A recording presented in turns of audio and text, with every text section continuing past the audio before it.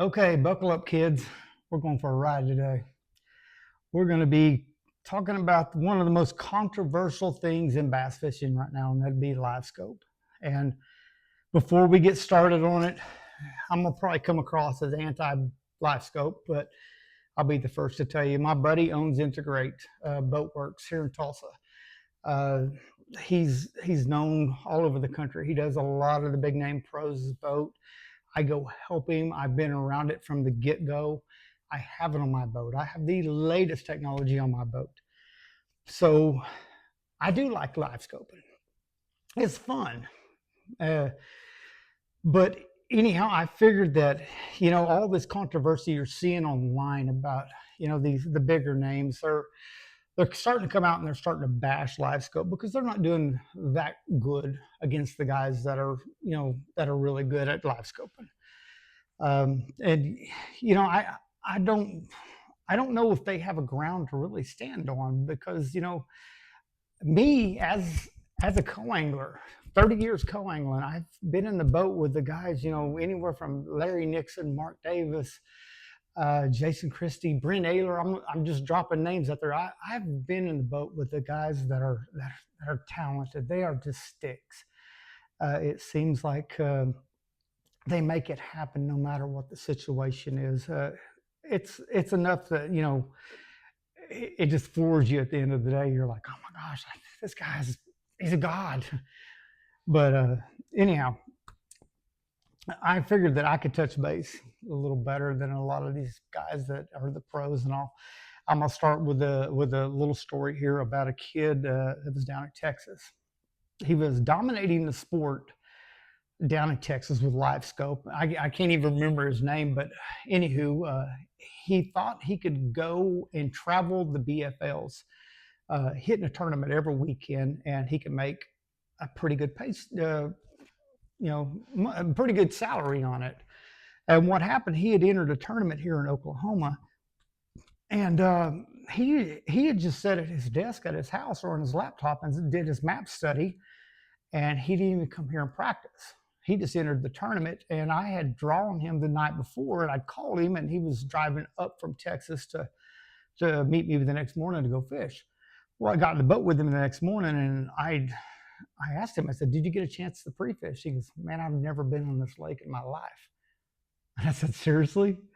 He said, yeah. He goes, but I got a cove I'm going to go to. And he goes, I know I can catch them in there. They're just set up. It should be setting up just the way they should be this time of year. Well, the thing was, it was springtime. It was 4 foot high. It was so muddy that we had coon tracks on our water.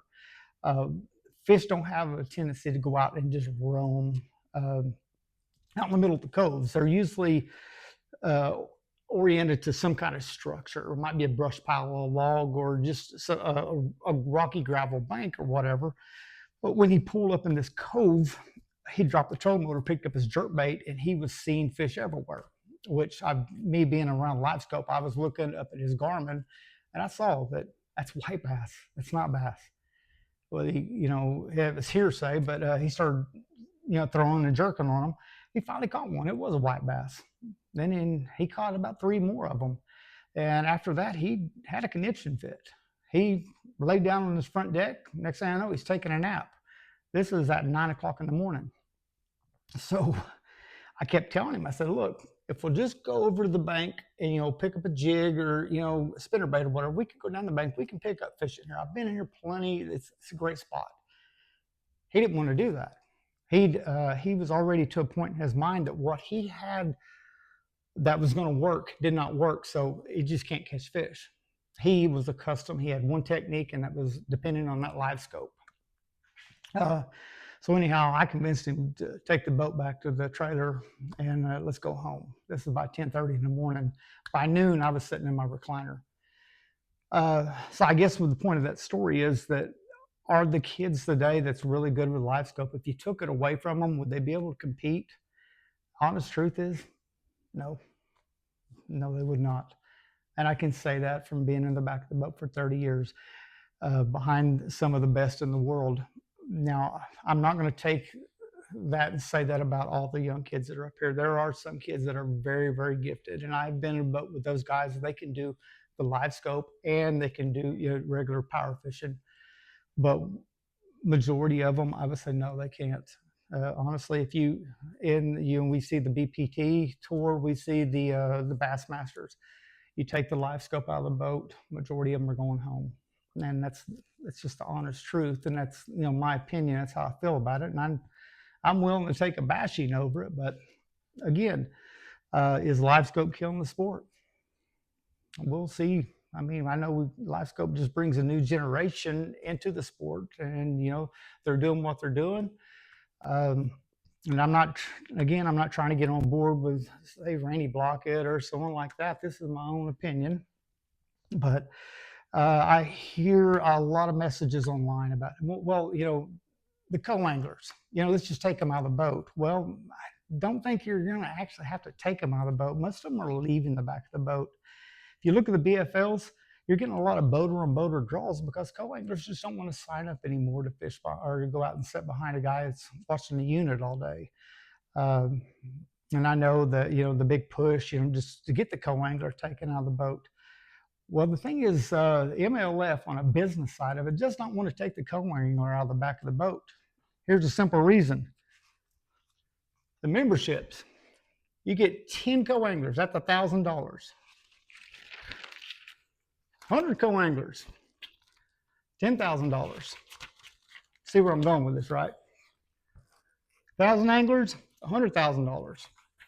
What I understand, and I don't have the facts or the exact numbers or what, but I've heard there is somewhat up to 60 to 70,000 guys that are fishing the BFLs now, and I'd say half of those are at least co-anglers, and that's just on BFLs. Now, we got the Toyota series. Well, if you take them out of the boat too, look how much membership money that MLF is going to be losing overall.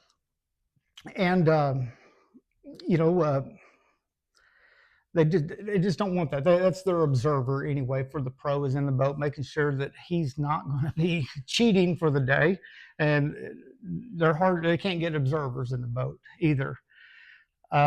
Let's talk about the other thing that it's killing. It's tackle sales.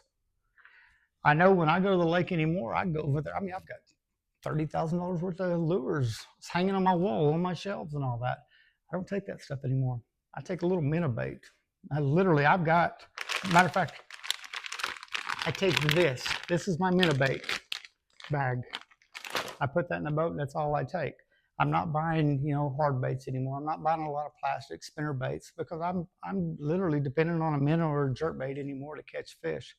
So the lure companies are actually taking a hit. You're seeing these guys that are wanting sponsorships. There ain't no money. The lure companies don't have a lot of money anymore. You can't make money off selling minnows. But anyhow, I just want to throw that out there, give my 2 cents worth. Again, I'm a live scoper, but does it belong in a sport?